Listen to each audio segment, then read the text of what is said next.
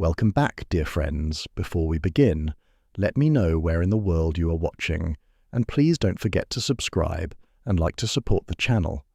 There's something haunting about looking at photographs from Venice in the 1970s. Something you can't quite put your finger on at first.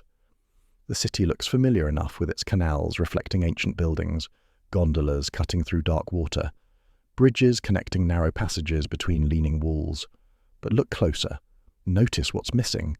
The selfie sticks. The cruise ships towering over rooftops.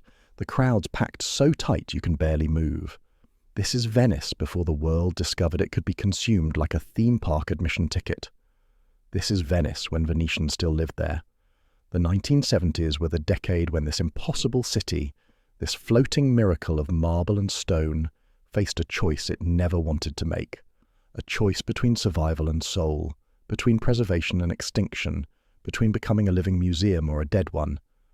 The decade opened with Venice still reeling from the catastrophic flood of 1966, the worst in modern history, water rising to heights no one thought possible, destroying art treasures and driving terrified families to the mainland, where they would never return. By the time the 70s closed, the city had transformed in ways that would have seemed unimaginable at the decade's beginning. But this transformation came with a cost. And to understand what was lost, you have to understand what Venice was actually like to live in during those years. Not the Venice of tourist brochures or romantic films. The real Venice. The one where workers crossed bridges at dawn heading to chemical factories belching poison into the lagoon. Where elderly women hung laundry between buildings while water lapped at doorsteps below. Where entire neighborhoods sat empty because the children and grandchildren had fled to modern apartments on the mainland, with elevators and parking spaces, and rooms that didn't flood twice a month. This is the story they don't tell you when they hand you a gondola tour brochure. This is the Venice of the 1970s. It started with water, as everything in Venice always does. The catastrophic flood of November 1966 had been more than just a natural disaster. It had been a revelation, a moment when Venetians understood with absolute clarity that their city was dying. The water that rose that day, reaching over 6 feet above normal levels, didn't just destroy ground floors and ruin art. It destroyed something more fundamental. It destroyed the collective illusion that Venice could continue as it always had, that the old solutions would still work, that you could raise a family here the way your grandparents and great-grandparents had. When the floodwaters receded, they left behind more than mud and debris. They left behind a question that would haunt the entire decade. Should we stay or should we go?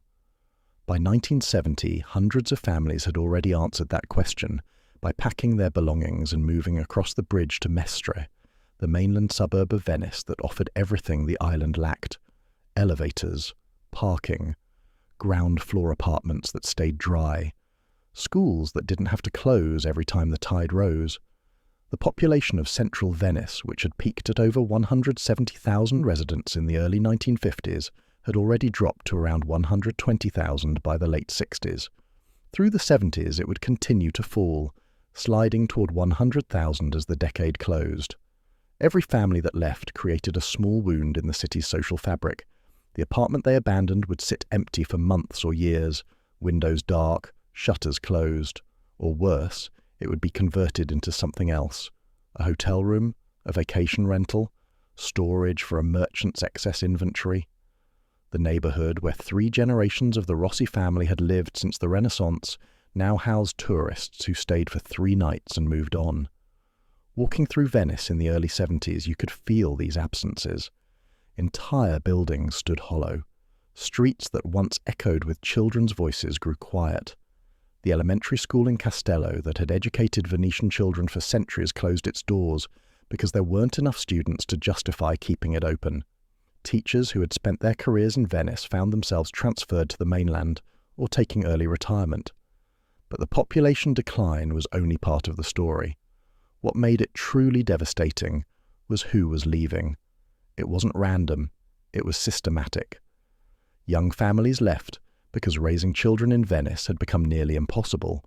Young professionals left because career opportunities existed on the mainland, not on an island with no industry beyond tourism and declining artisan trades. The old remained because they were too stubborn or too poor or too deeply rooted to imagine life anywhere else. Venice in the 70s was becoming a city of the elderly, watching their grandchildren grow up in Mestre apartments they visited on Sundays.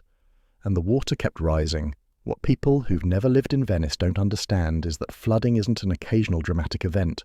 It's a constant low-grade psychological assault.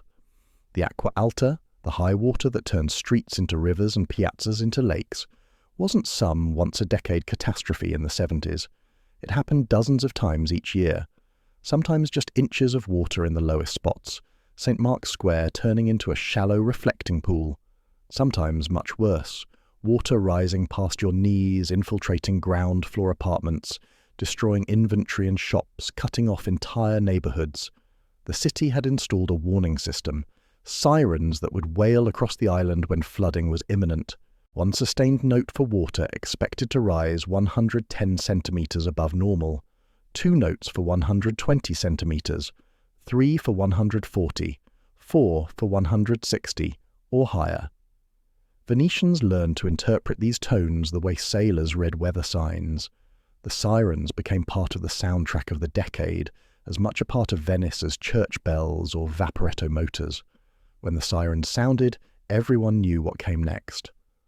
Workers at the city maintenance department would drag out the wooden walkways, the passerelle, and begin constructing elevated pathways across St. Mark's Square and other flood-prone areas. Shop owners would move merchandise to higher shelves, a practiced routine they'd performed hundreds of times. Restaurants would stack sandbags at doorways. Residents who still lived on ground floors, the foolhardy or the financially trapped, would begin the grim task of securing what they could and accepting the damage to the rest. The water arrived with the tide rising from the drains and storm grates, seeping up through the porous stone, advancing with patient inevitability. At first just puddles collecting in the lowest depressions of ancient pavement, then connecting, spreading, deepening.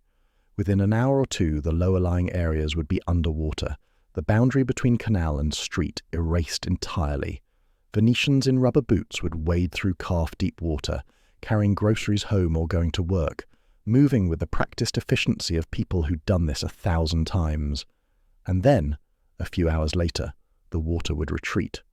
Back down the drains, back into the lagoon, leaving behind the salt and the smell and the damage, the mould that would grow in walls, the furniture ruined beyond repair, the photographs and documents destroyed, the slow, inexorable decay of a city built before anyone imagined it would have to withstand this constant assault from the sea.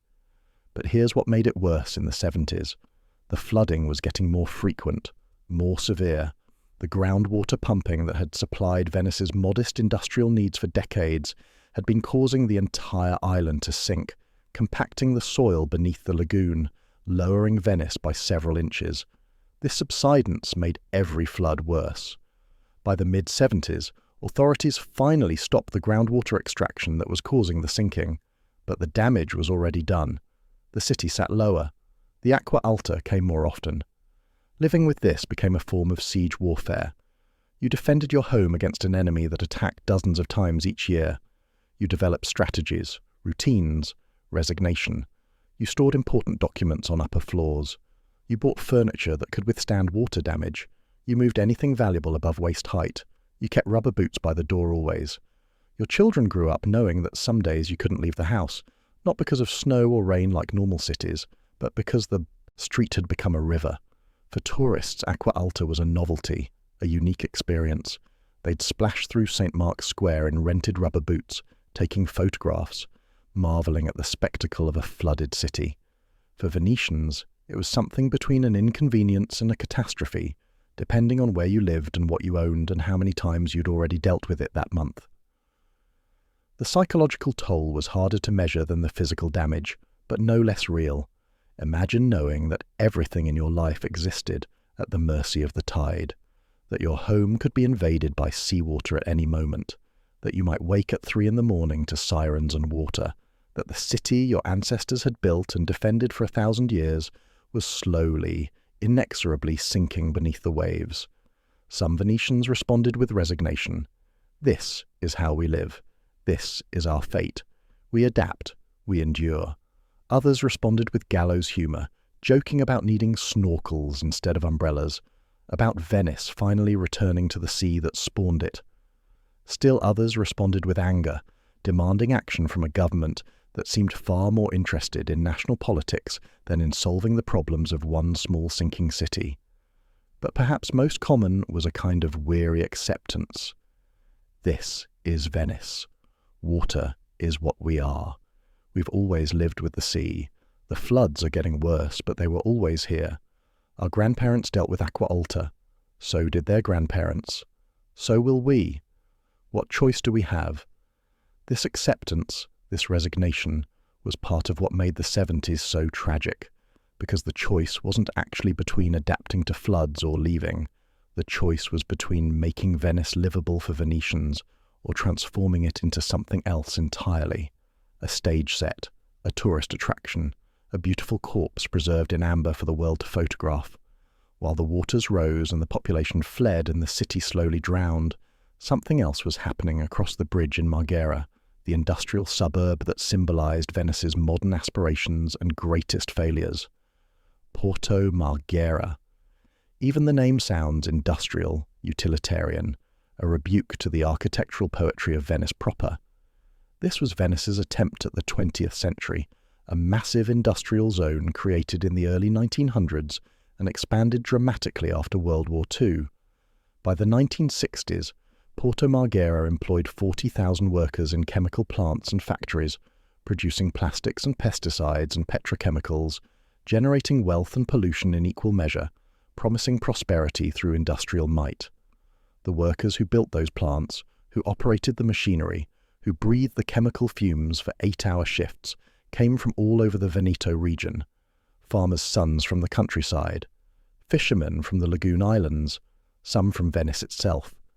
They crossed the bridge each morning, leaving behind the marble palaces and narrow canals for a landscape of smokestacks and storage tanks, trading Renaissance beauty for industrial wages. For years, decades even, this arrangement seemed to work. Porto Marghera generated jobs, jobs generated money, money supported families, families stayed in the region. The pollution was ignored or minimized, the health problems were attributed to bad luck, poor constitution, anything except the obvious truth. The plants were killing their workers, slowly, systematically, with toxins whose effects took years to manifest, but whose damage was irreversible. By the early 1970s, that truth could no longer be hidden. Workers were dying, not from industrial accidents, though those happened too, from cancers, liver disease, blood disorders, strange illnesses that medical science was only beginning to understand. The culprit, though some wouldn't admit it for years, was vinyl chloride, the chemical used to produce PVC plastic.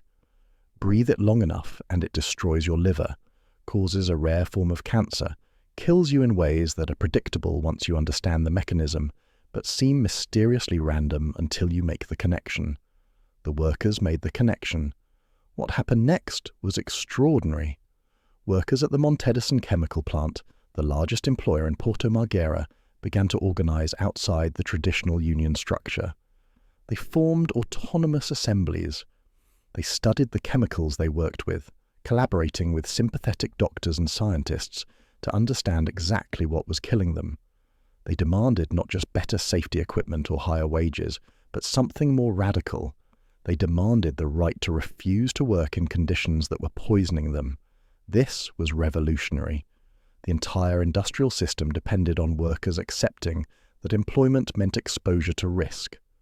That's just how factories worked. Danger came with the paycheck. But these workers, influenced by radical left-wing political movements sweeping across Italy in the 70s, rejected that logic entirely. They published manifestos.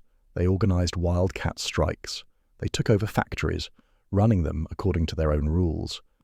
The most famous of these manifestos appeared in 1970, distributed by the Workers' Committee of Porto Marghera. It was called simply the refusal of work. Not the refusal to work, but the refusal of work itself. The refusal to accept that human beings should spend their lives in chemical clouds, breathing poison, destroying their bodies to produce plastic that no one needed.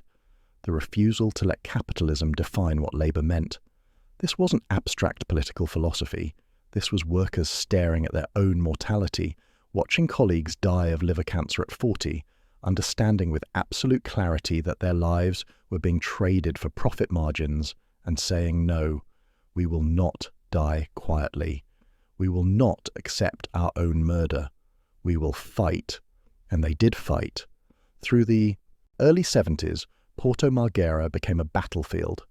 Not with guns, at least not yet, but with assemblies and demonstrations and strikes.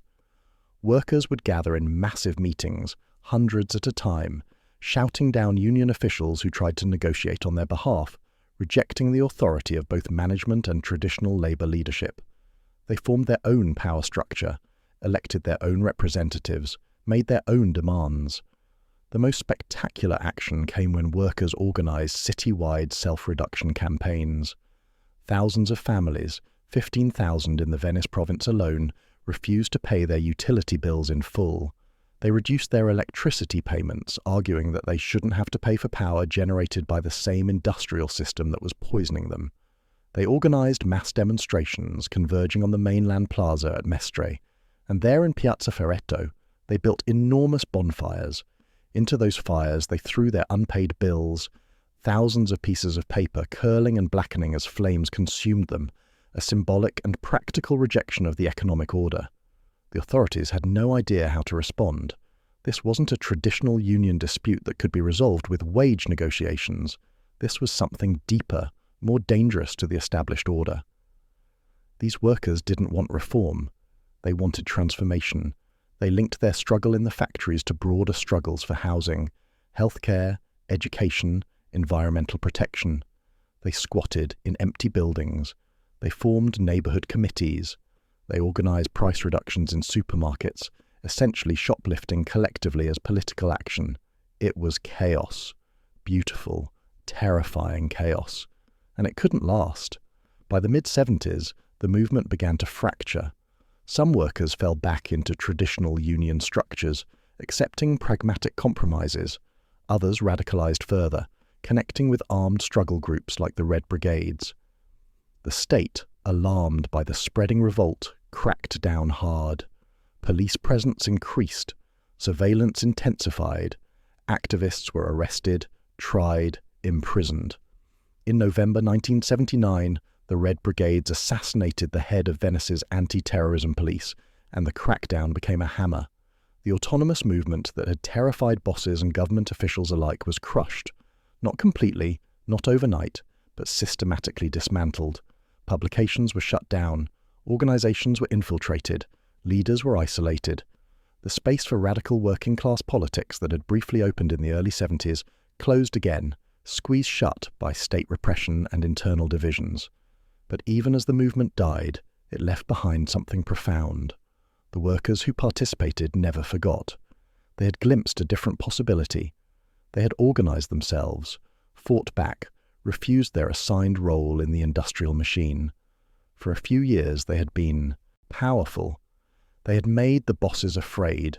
They had shown that workers could articulate their own interests, could challenge not just individual employers, but the entire logic of industrial capitalism. The factories kept running, the chemicals kept flowing, the workers kept dying, but something had changed. The fiction that this was acceptable, that this was just how things had to be, had been permanently shattered. Meanwhile, the industrial decline that workers feared was already beginning. Competition from other regions, changing markets, environmental regulations making the worst pollution harder to hide. Through the 70s, employment at Porto Marghera began its long slide downward, from 40,000 workers at peak to 30,000, then lower. The mass worker, the industrial proletariat that had seemed so powerful, was beginning to disappear, not through revolution but through deindustrialization. By the end of the decade, Porto Marghera was entering a terminal phase. The plants would linger for years, decades even, but the promise that had built them, the promise of prosperity through industrial might, was clearly broken. The workers who had fought so hard for health and dignity were slowly being laid off, their jobs eliminated, their struggle rendered moot by economic forces that cared nothing for politics.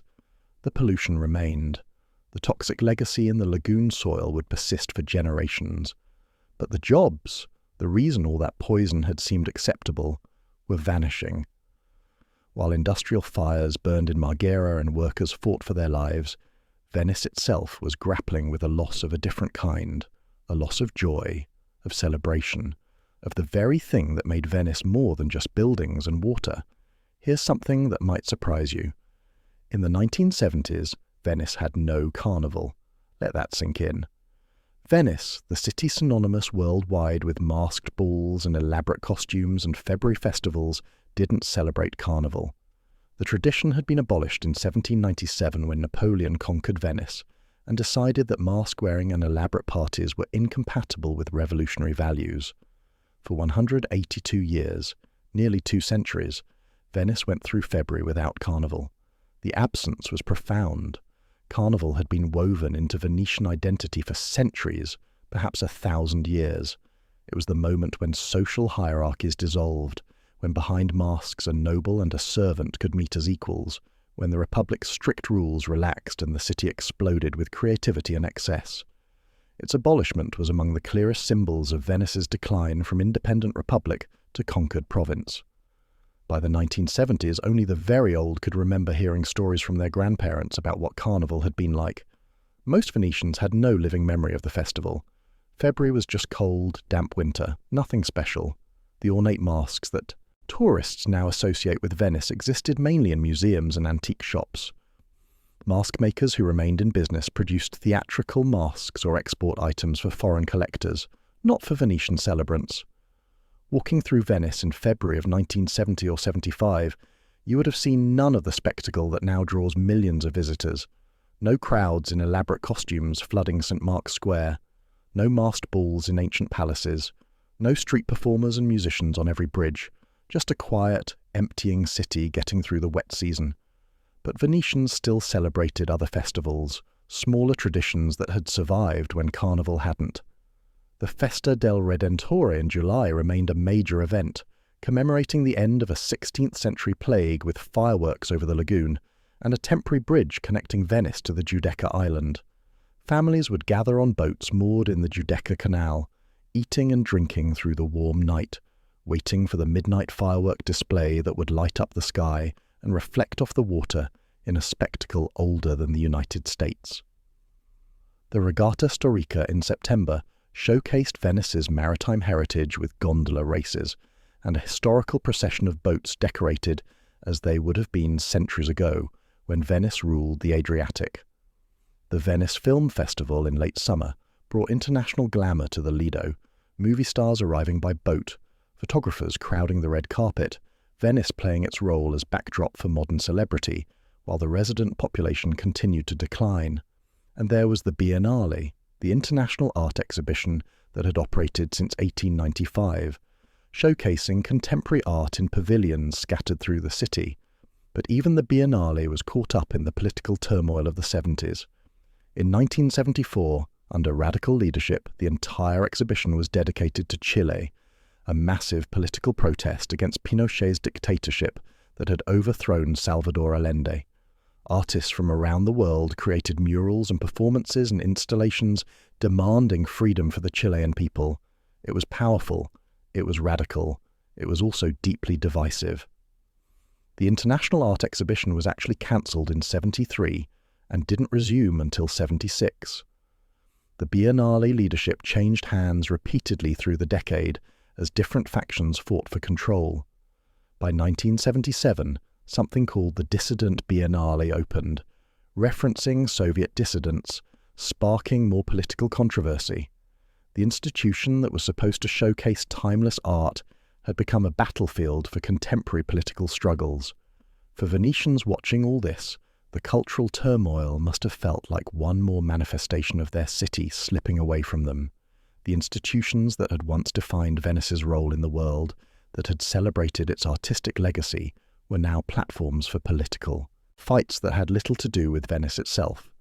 The absence of Carnival during this time seems especially poignant. Venice had lost its most famous celebration at the same time it was losing its population, its economic base, its sense of purpose. February came and went without masks, without parties, without the explosion of joy that Carnival represented. just cold weather and acqua alta, and tourists taking pictures and residents wondering why they stayed. But something was brewing. By the late 70s, a group of artists and activists and city officials began discussing reviving Carnival, bringing it back as both celebration and economic opportunity, a way to reclaim Venetian identity while also attracting tourists during the slow winter season. In 1979, nearly 2 centuries after Napoleon abolished it, Carnival returned to Venice. The first modern carnival was modest compared to what it would become. Smaller crowds, less elaborate costumes, still finding its footing. But Venetians showed up. They made masks. They dressed in period clothing. They reclaimed the tradition that had been stolen from them. It was joyful. It was defiant. It was Venice saying we still exist. We still know how to celebrate. We haven't completely forgotten who we are. Of course, what no one could predict in '79 was what Carnival would become. Within a few years, it would explode into a massive international tourist event, drawing millions of visitors, generating enormous revenue, and becoming exactly the kind of spectacle that contributes to Venice's transformation into a theme park. But in '79, that future wasn't yet visible. For one brief moment, Carnival's revival felt like pure resurrection, a tradition reborn. Venice remembering itself. The story of Carnival's absence and return is really a microcosm of Venice's entire trajectory through the '70s, losing essential pieces of identity, struggling to know what it was if not what it had been, grasping at solutions that promised renewal but carried costs not yet fully understood. As the decade progressed, the population continued to hemorrhage. The numbers tell the story with brutal clarity. The central historic districts of Venice, the 6 sestieri and the islands that tourists think of as Venice, had held about 104,000 residents in 1975. 5 years later, that number would be closer to 90,000. 20 years earlier, it had been 175,000. These weren't just statistics. They were people. The Misceli family, who had run the bakery in Castello for 3 generations, moved their business to Mestre and commuted back when they needed to. The elderly Signora Zanetti, who insisted she would die in the apartment where she'd been born, found herself increasingly isolated as her neighbours left, the building around her going dark one apartment at a time. The young teacher who loved Venice but couldn't afford rent on a teacher's salary and couldn't bear living with chronic flooding moved to a modern flat on the mainland, where her children would have a real yard to play in. Each departure made the next one more likely. A school closed because enrollment dropped, so families with children had fewer options, so more families left. A neighbourhood grocery store shut down because there weren't enough customers, so the remaining residents had to travel further for basic supplies, so they considered leaving too. The feedback loop was vicious and accelerating. Who remained? Primarily the elderly, those too old or too poor or too stubborn to start over somewhere else. Their Venice was emptying out around them. The young voices in the campo, the families crowding into Sunday Mass, the neighbourhood kids playing football in whatever small space they could find, all disappearing. Walking through certain neighbourhoods in the late '70s, you'd encounter streets where half the apartments stood empty, shuttered windows, doors that no longer opened, buildings waiting for something, though no one was quite sure what. Some would eventually be converted to tourist accommodations. Others would just continue to decay, too expensive to maintain, too historic to tear down, too problematic to renovate. The social fabric that had sustained Venice for centuries was tearing.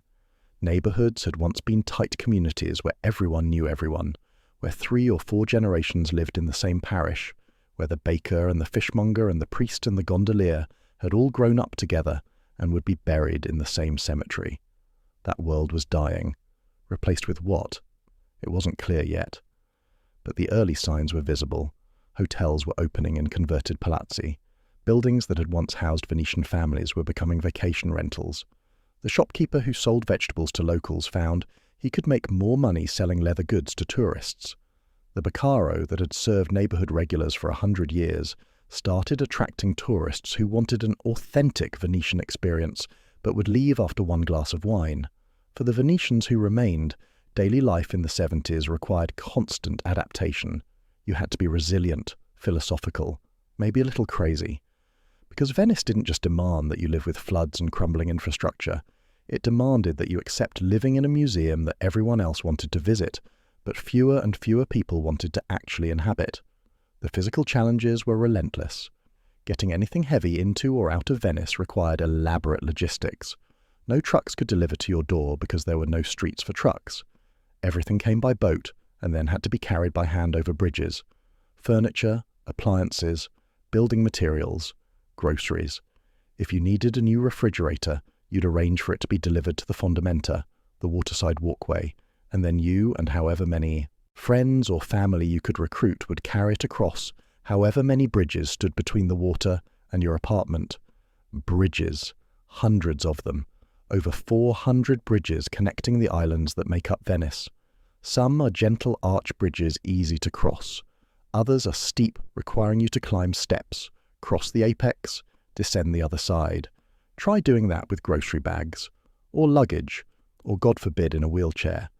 Venice in the 70s, like Venice today, was not an easy city for anyone with mobility challenges. No elevators, no ramps, just stairs and bridges and ancient buildings constructed with no thought for accessibility, because accessibility wasn't a concept anyone considered 500 years ago. For the elderly residents who made up an increasing percentage of the population, these barriers were more than inconveniences. They were existential challenges. Getting to a doctor's appointment might require crossing 3 bridges and walking 15 minutes, impossible for someone with a cane and limited mobility. Running errands became an ordeal. Some elderly Venetians became effectively trapped in their immediate neighborhoods, unable to navigate the city they'd lived in their entire lives. Medical emergencies presented unique problems. You couldn't call an ambulance that would arrive in 3 minutes with a crew and equipment and speed you to a hospital. You called for the ambulanza, an ambulance boat, that would come by water, maneuver to the nearest fondamenta, and then require paramedics to carry the patient over, however many bridges separated the fondamenta from the actual emergency. For some locations, this could mean 10 or 15 minutes of carrying an injured or ill person before reaching the boat, and if you were having a heart attack in a building that didn't have direct water access, those extra minutes could mean the difference between life and death. Heating Venice homes in winter was another constant struggle. The buildings were designed for a different era with minimal insulation and windows that let cold air seep through. The dampness from the lagoon pervaded everything. Mold grew on walls and in corners. Clothes felt perpetually damp. You could heat one room with a space heater or wood stove, but the rest of the apartment would remain cold. Electricity was expensive. Oil heat even more so.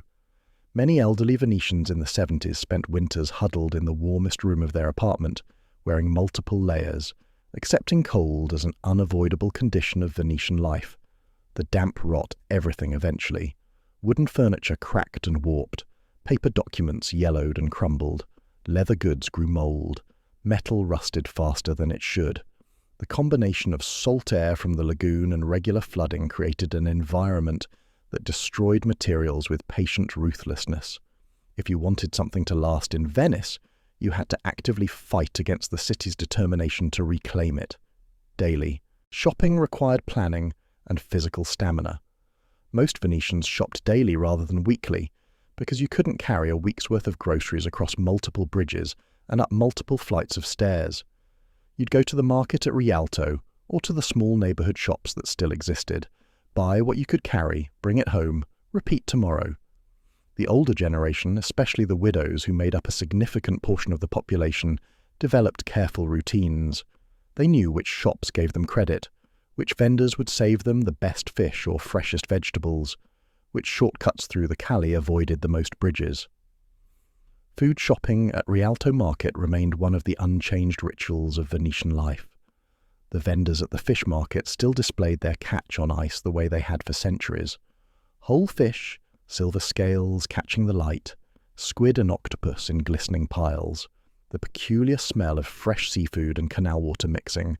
Housewives, and it was mostly women doing this shopping, would arrive early, before tourists clogged the market, selecting their fish with the expertise of people who'd been cooking Venetian seafood recipes their entire lives.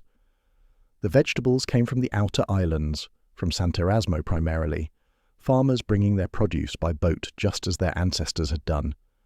Artichokes in spring, tomatoes in summer, radicchio in fall, white asparagus so fresh it still smelled of the lagoon soil.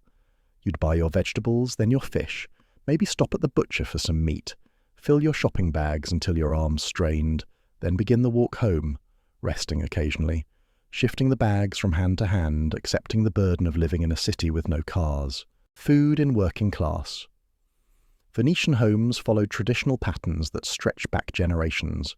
Risotto al nero made with cuttlefish ink, sarde in sour, sweet and sour sardines, a dish invented centuries ago as a way to preserve fish before refrigeration.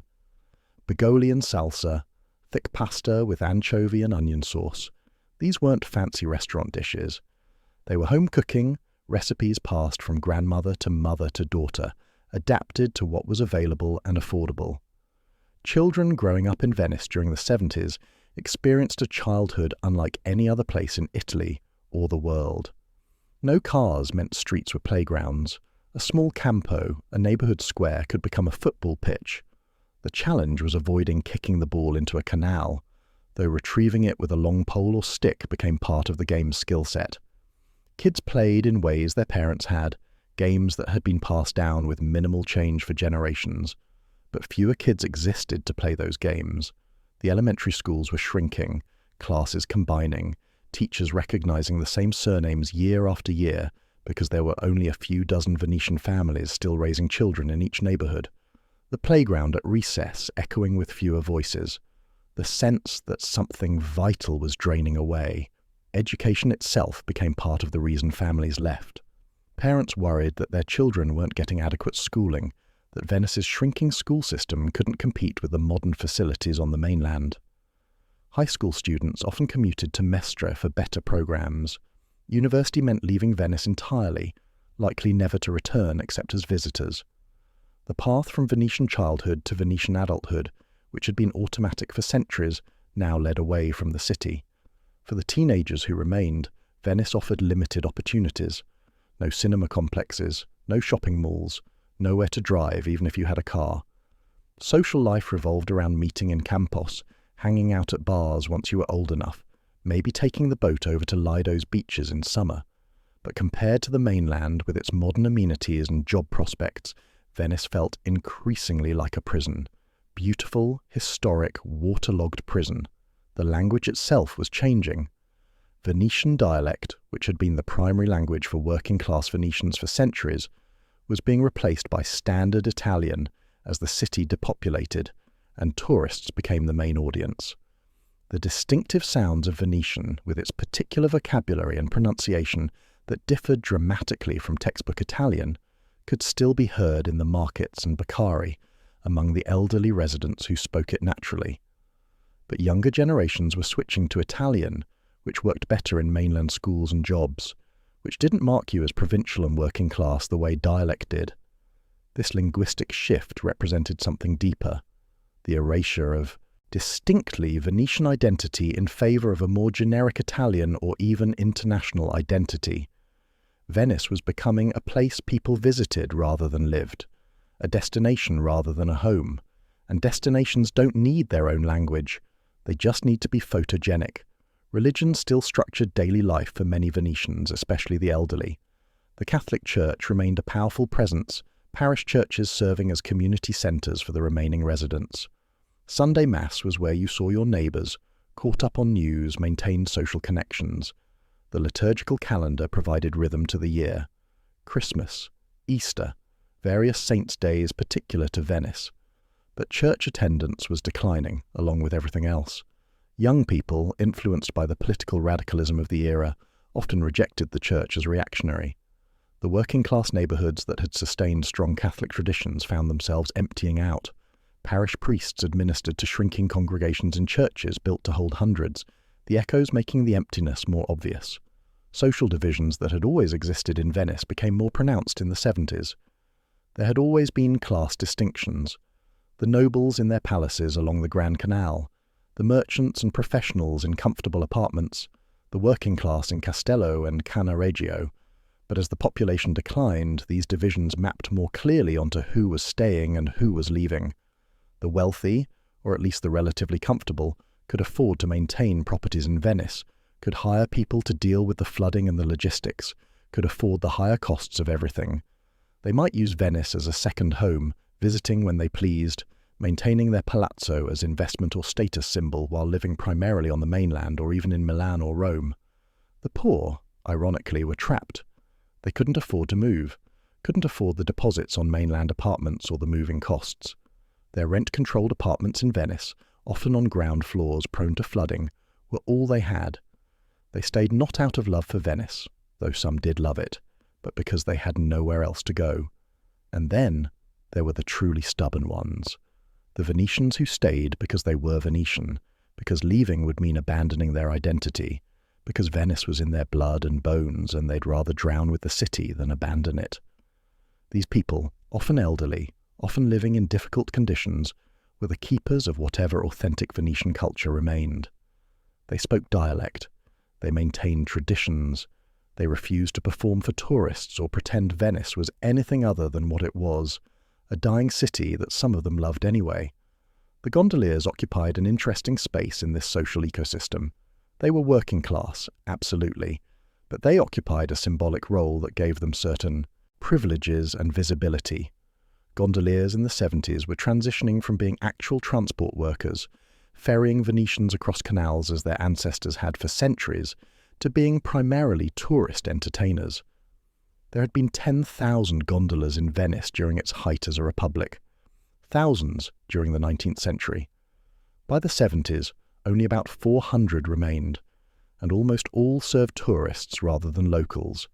The traghetto, the gondola ferry that crossed the Grand Canal at points where no bridge existed, still operated with 2 gondoliers rowing standing up, ferrying Venetians and tourists alike for a few hundred lire. But the traditional private gondola, owned by a family and operated by a gondolier who knew his regular customers, had largely disappeared. What replaced it was the tourist gondola ride.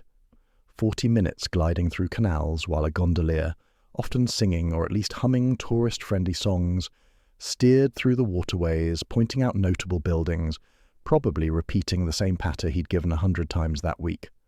The price, even in the 70s, was high relative to other Venice costs, but tourists paid. For many visitors, the gondola ride was the point of coming to Venice. This transformation bothered some traditional gondoliers. They'd learned the craft from their fathers and grandfathers, studied for months to get their license, trained in the unique rowing style that let you propel an asymmetrical boat with a single oar. They saw themselves as practitioners of an ancient skill, not performers in a tourist show. But the reality was unavoidable. There simply weren't enough Venetians who needed gondola transport anymore. If gondoliers wanted to survive, they catered to tourists. Some embraced this, put on the striped shirts and straw hats that tourists expected, learned phrases in English and German and Japanese, figured out which jokes worked with which nationalities, became characters in the Venice theme park that the city was slowly becoming. Others resented it deeply. They rowed tourists through canals their families had navigated for generations, listening to ridiculous questions and inane comments, wondering what their grandfathers would think. They were gondoliers, yes, but they were performing gondolierness, which wasn't quite the same thing. The artisans faced similar tensions. Venice had been built by craftspeople, stonemasons and glass blowers and lace makers and carpenters and metalworkers and countless other trades, all organized into guilds, all essential to the city's functioning, all passing skills from master to apprentice across generations. By the 70s, many of these crafts were dying. The gondola makers, the squareroli, were perhaps the most visible example.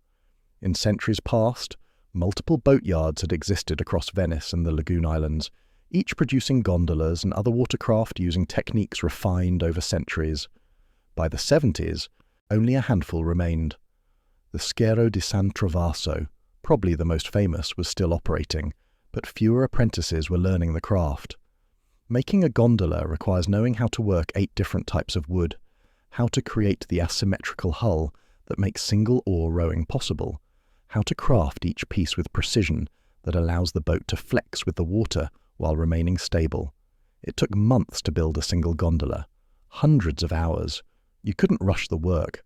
Wood had to be selected, shaped, fitted, tested.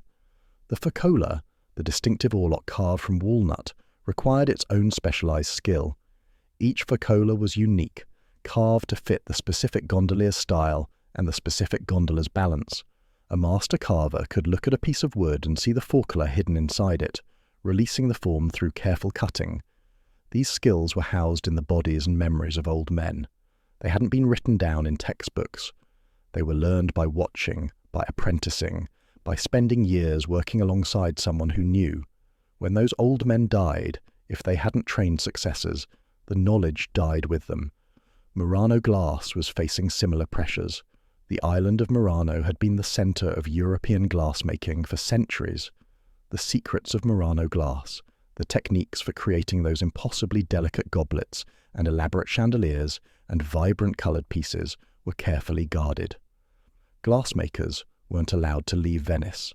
Forbidden by law from teaching their craft to outsiders, the trade secrets treated as state assets. But by the 70s, those protective barriers had long since fallen. Glass could be made anywhere.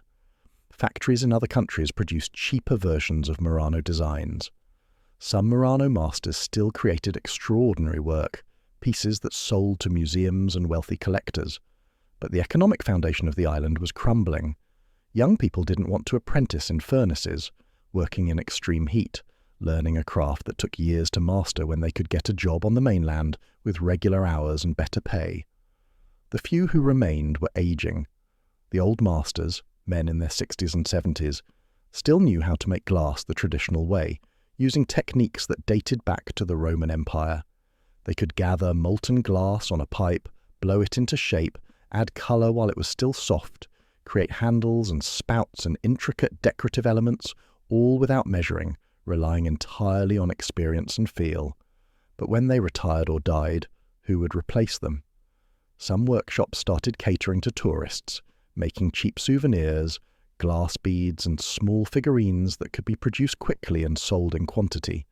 The authentic work, the pieces that took days or weeks to create, found fewer buyers. Museums already had their collections. Private collectors had limited budgets. The market for truly exceptional glass was small and getting smaller. Burano lace told a similar story. The island of Burano, with its brightly painted houses and tradition of lace-making that stretched back centuries, was watching its signature craft disappear. Making Burano lace required extraordinary skill and patience. Women would sit for hours, sometimes days, creating a single handkerchief or tablecloth, using techniques so complex that it took years of practice to master. The finest pieces were works of art bought by nobles and displayed as treasures. But by the 70s, the women who knew how to make proper Burano lace were mostly elderly. Their daughters had moved away or taken other jobs. The younger generation didn't want to spend endless hours hunched over lace pillows, ruining their eyesight for a craft that paid poorly and was being undercut by machine-made lace from factories. You could buy lace in Burano souvenir shops, sure, but most of it was imported, mass-produced somewhere else, with Burano just the brand name rather than the actual origin. A handful of old women kept the real tradition alive. They'd make lace the way their mothers and grandmothers had, not for money, though they'd sell pieces to the occasional connoisseur who knew the difference, but because it was what they did, what they'd always done. They were the last living links to a craft that had once employed thousands and was now down to dozens. All across Venice, similar stories played out in different workshops. The mask makers who knew the traditional techniques, the book binders who still made marbled paper by hand, the gilders who could apply gold leaf with such delicacy that you'd swear it was painted on, the marble workers who could cut and fit stone the way their Renaissance predecessors had. These craftspeople, these keepers of knowledge, were disappearing, and while they disappeared, while traditional Venetian craft slowly died, a different kind of pollution was destroying the lagoon that sustained Venice. If you stood on the Zattere waterfront in Venice during the 70s and looked west toward the mainland, you could see the smokestacks of Porto Marghera rising in the distance. On certain days, depending on the wind, you could smell the chemical plants, a particular acrid smell that didn't belong near water and salt air. That smell was death. The industrial zone that was supposed to bring prosperity to Venice was poisoning the lagoon. Chemical runoff from the plants flowed directly into the water. Heavy metals, toxic compounds. industrial waste that would be strictly regulated decades later, but in the 70s was just accepted as the cost of doing business. The lagoon, which had remained relatively clean for centuries despite Venice's sewage and periodic flooding, was becoming a dead zone. Fish populations crashed. Shellfish that had sustained lagoon fishermen for generations became contaminated with mercury and other toxins, unsafe to eat. The fishing families from Chioggia and the outer islands watched their livelihood disappear. Some fishermen reported pulling up nets full of dead fish, poisoned by chemical blooms. Others found their catches so contaminated that no one would buy them. The ecological damage was catastrophic. The lagoon was a complex ecosystem, a mixture of fresh water from rivers and salt water from the Adriatic, creating unique conditions that supported specialized species. Eelgrass meadows provided habitat for fish and shellfish. Salt marshes acted as natural filters, cleaning the water. But industrial pollution was killing the eelgrass. The marshes were eroding, damaged by waves from boat traffic and suffocated by chemical runoff. Scientists studying the lagoon in the 70s documented disaster in progress. Sediment samples showed massive concentrations of mercury, arsenic, PCBs, dioxins. The chemicals weren't just in the water, they'd settled into the mud at the bottom of the lagoon, creating a toxic layer that would persist for decades or centuries.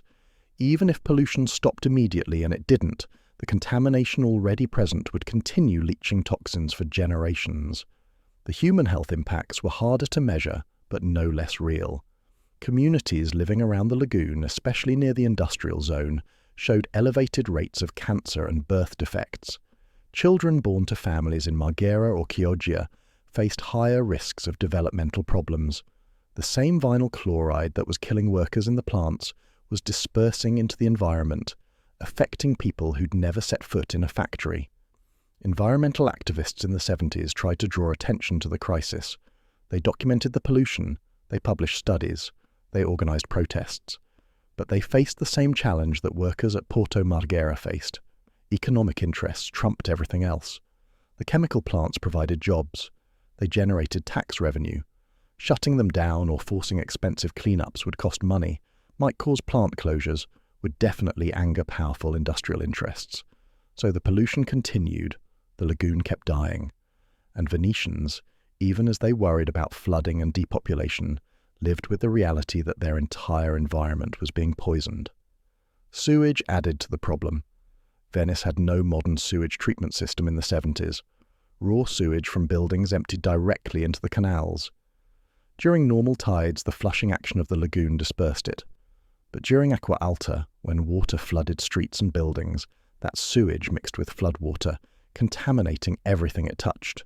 You could get sick just wading through flooded streets. The water that seemed picturesque in tourist photographs was, in reality, a mixture of seawater, industrial chemicals, and human waste. The city government talked about building sewage treatment plants. Engineers proposed various solutions. But actual construction, that required massive investment, complicated. Engineering in a waterlogged city, political will that seemed perpetually lacking. So the sewage kept flowing, and the canals kept accumulating filth, and the tourists kept arriving oblivious, while Venetians lived with the smell and the health risks. The boat traffic itself contributed to environmental damage.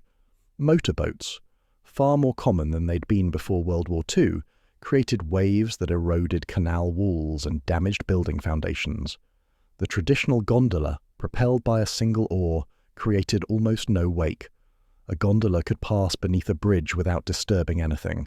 But motorboats, vaporetti and water taxis and private craft generated waves that slapped against ancient stone, wearing it down imperceptibly with each pass.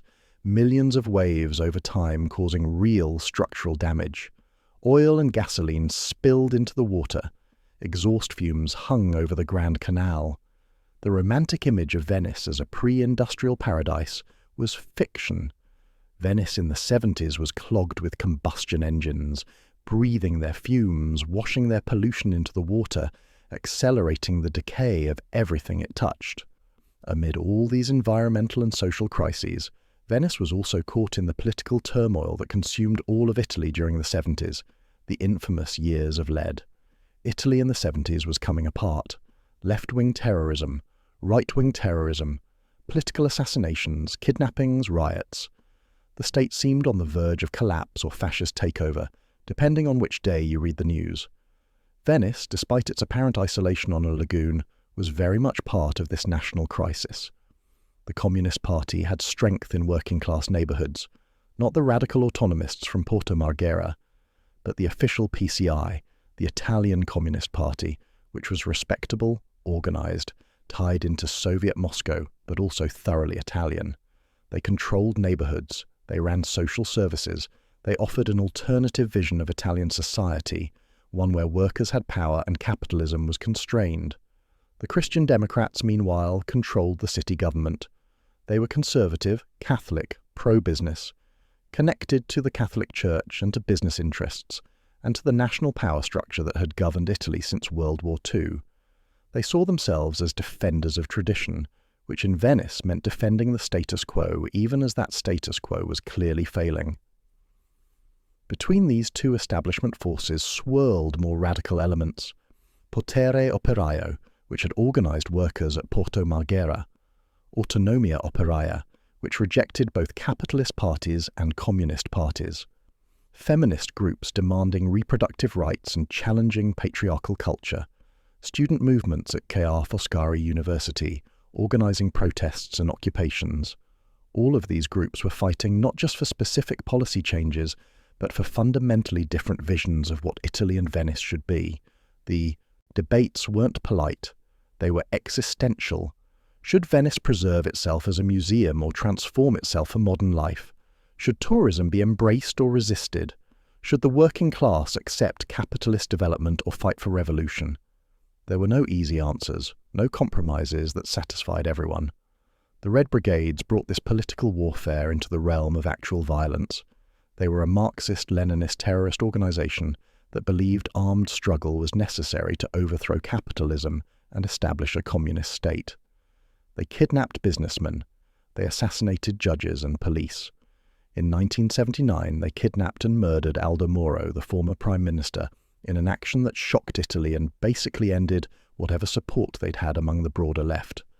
Venice wasn't exempt from this violence. In November 1979, the Red Brigades assassinated Antonio Esposito, the head of Venice's anti-terrorism police unit. They shot him in broad daylight. The murder sent shockwaves through the city.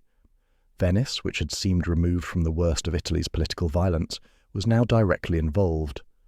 The state responded with massive crackdowns. Police surveillance intensified. Activists were arrested on thin evidence. Publications were shut down.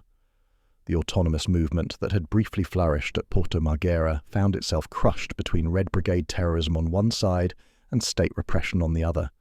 You couldn't be politically active on the radical left without risking being labelled a terrorist, arrested, tried in courts that weren't particularly concerned with due process. This political warfare created a paranoid atmosphere. People were afraid to speak openly. Friendships fractured along political lines. Families split. Parents who'd lived through fascism horrified by children who thought revolution was necessary. The generational divide that characterized the 70s everywhere was especially sharp in Venice, where the older generation clung to tradition and the young generation rejected everything their parents valued. Young people, especially students, organized in ways that terrified the establishment. They occupied university buildings. They organized massive demonstrations. They published newspapers and pamphlets arguing for radical transformation. Some believed in nonviolent change. Others thought armed struggle was justified against a fascist state. The debates were intense, bitter, sometimes ending in violence. For women, the 70s offered both new possibilities and continued oppression. The feminist movement was strong in Italy, demanding reproductive rights, equal pay, recognition of domestic labour as real work, the right to divorce without being ostracized. These demands challenged the deeply Catholic, deeply patriarchal Italian culture. Venice's women participated in these struggles. They organized consciousness-raising groups. They fought for childcare, centers and reproductive health clinics. They challenged the assumption that a woman's place was in the home, that divorce was shameful, that women who worked outside the home were neglecting their families. But change came slowly. Divorce was only legalized in Italy in 1970, and even then faced massive opposition from the Catholic Church. Abortion wouldn't be legalized until 78. Women who pursued careers still faced discrimination and harassment. Single mothers were stigmatized. The traditional view that women should be mothers and housewives remained powerful, especially among the older generation and in working-class neighborhoods. Gay Venetians faced even worse conditions. Homosexuality had been decriminalized in Italy, but social acceptance was non-existent. Gay men and women lived hidden lives, meeting in secret, risking exposure and ostracism. There was no gay rights movement in Venice in the 70s, no visible community. Just individuals navigating a hostile environment, knowing that being openly gay could mean losing your job, your family, your place in society. The political turmoil of the 70s reflected a society coming apart. The old certainties were dying. The economic model based on industrial growth was failing. The social structures that had held Italy together since World War II were fracturing, and Venice, already struggling with depopulation and flooding and pollution, had to deal with all of this too. By the time the decade ended, the most violent phase had passed. The Red Brigades had alienated almost everyone. The state had crushed or co-opted most radical movements. A kind of exhaustion set in. The revolutionary moment, if it had ever existed, was over. Italy would remain capitalist, remain democratic, remain chaotic and corrupt and somehow functional. And Venice? Venice entered the 80s having survived another decade, but transformed in ways that couldn't be undone. As the decade drew to a close, something remarkable happened.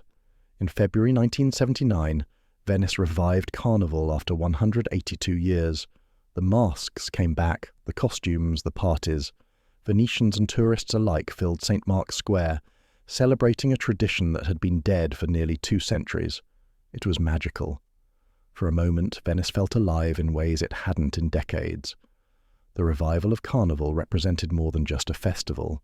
It represented Venice choosing to remember itself, to reclaim traditions, to insist on identity even as everything else was changing.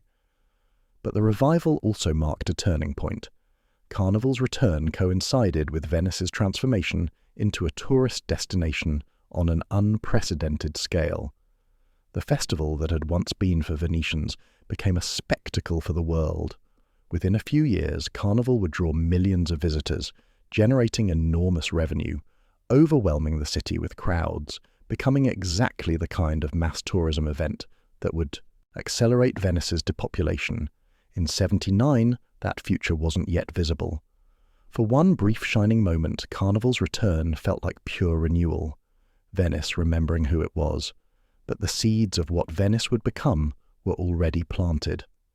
By 1980, Venice's population in the historic centre had fallen to around 90,000, down from 104,000 just 5 years earlier, down from 175,000 at the peak.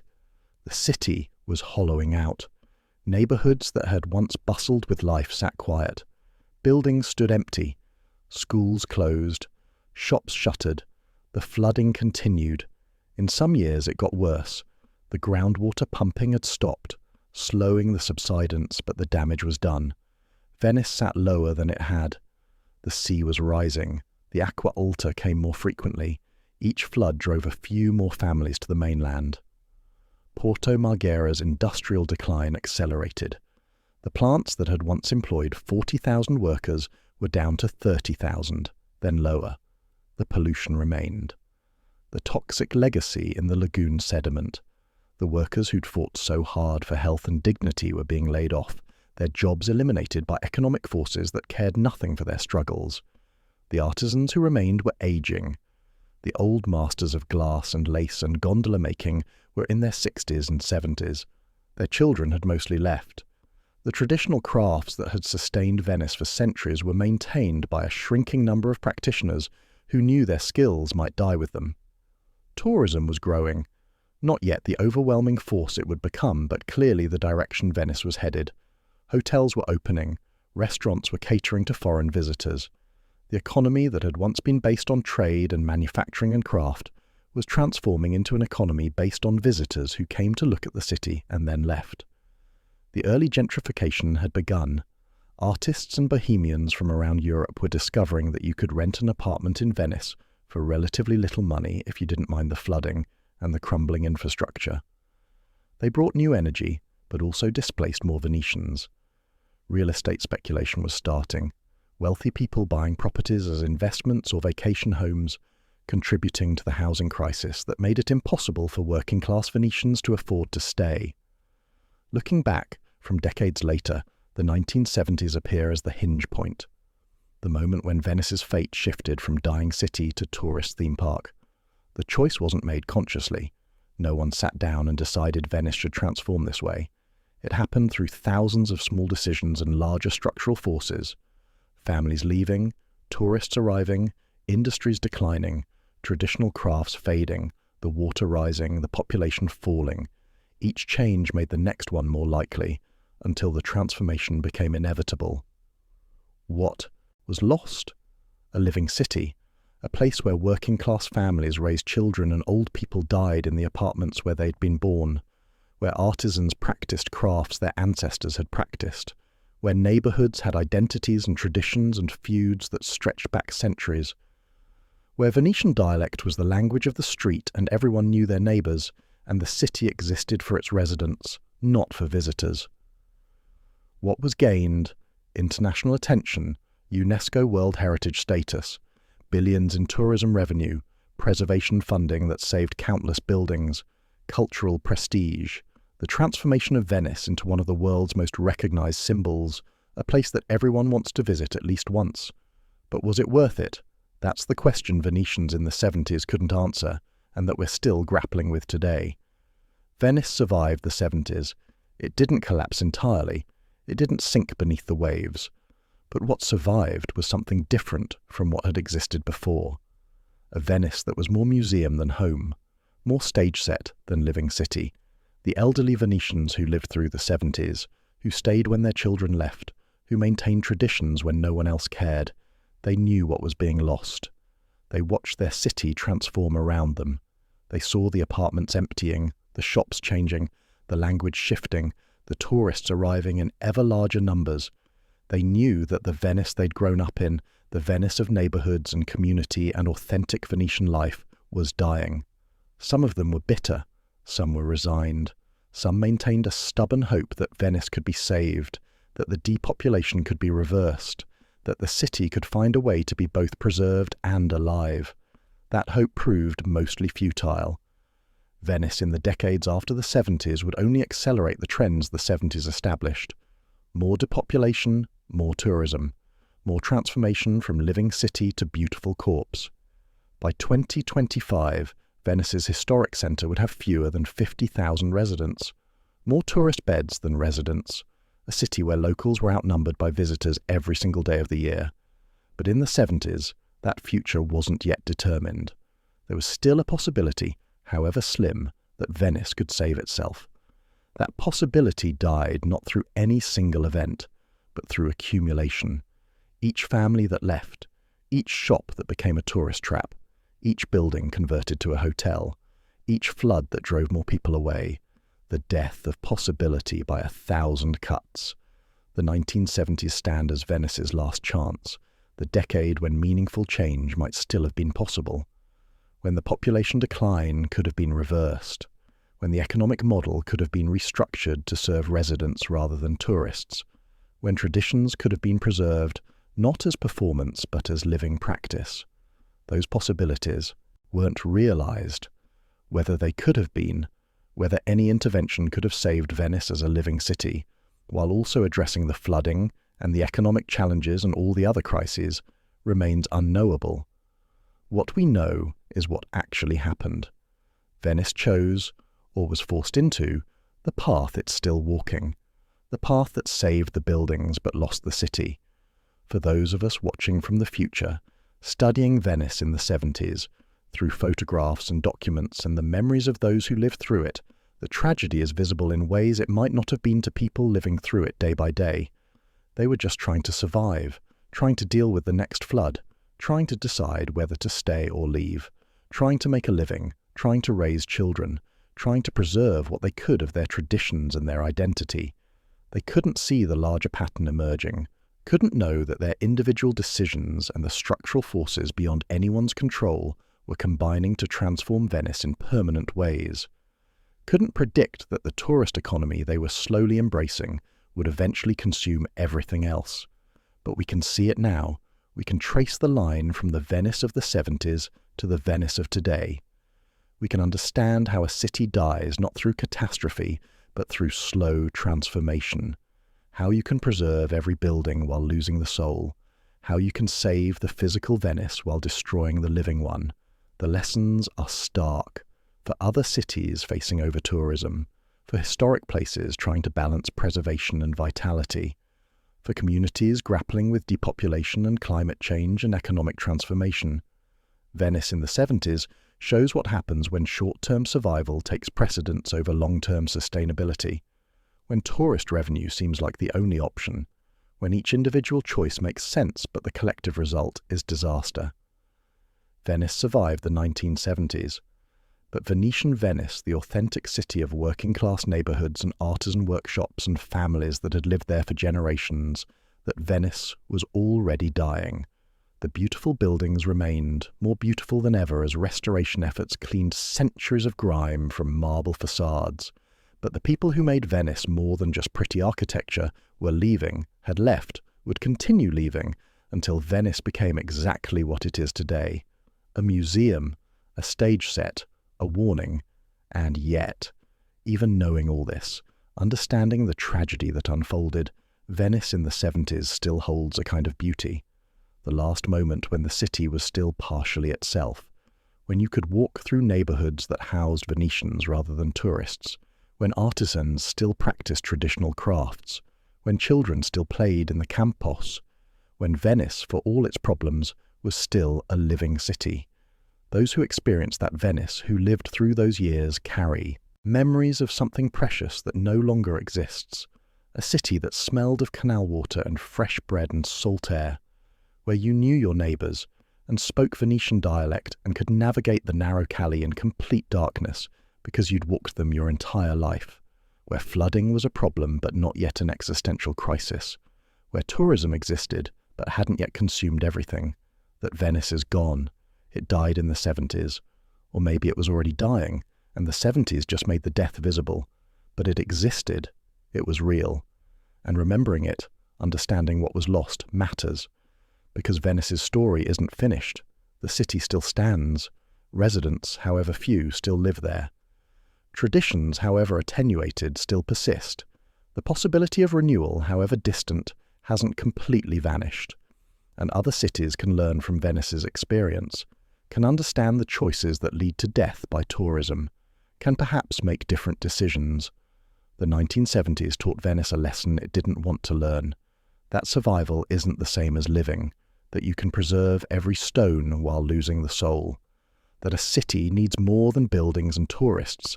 It needs residents, community, purpose beyond performance. Whether that lesson will ever be applied, whether Venice can ever be more than a beautiful museum, remains uncertain. But the warning is clear, written in the empty apartments and shuttered workshops and elderly Venetians who watch tourists flood their city while their grandchildren live on the mainland, written in the rising water and the declining population and the transformation of neighborhoods into hotel zones. Venice in the 1970s was a city at a crossroads, facing choices between difficult futures. It chose survival through tourism over death by abandonment.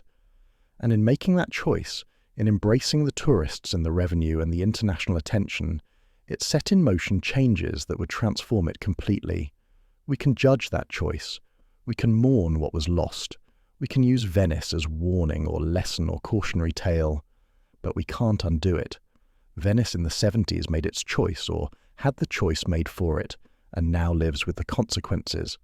The water still rises, the tourists still come, the residents still leave, and Venice remains impossibly beautiful, heartbreakingly unique, slowly drowning not just in water, but in its own success as a destination.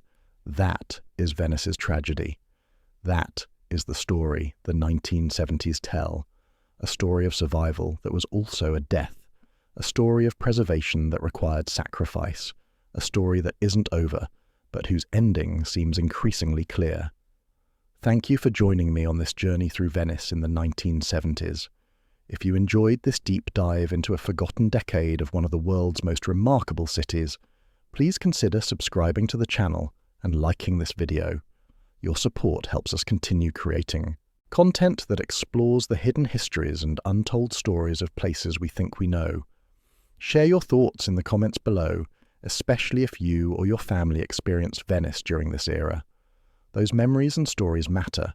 They're part of preserving what Venice was, even as we witness what it has become.